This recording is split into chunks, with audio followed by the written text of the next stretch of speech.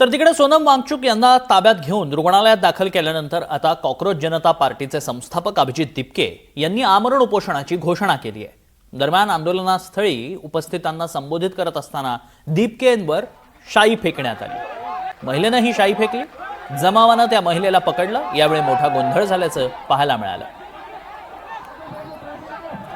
दरम्यान यावर राहुल गांधींनी काय टीका केली आहे पाहूयात।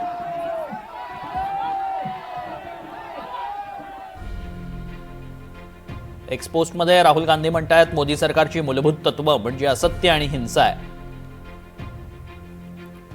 सोनम वांगचुक यांना शांततापूर्ण उपोषण सुरू असताना जंतर मंतरवरून हटवणं चुकीचं आहे।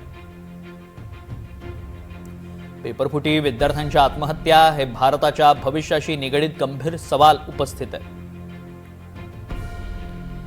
कोणतीही दडपशाही हे प्रश्न मांडण्यापासून रोखू शकत नाही।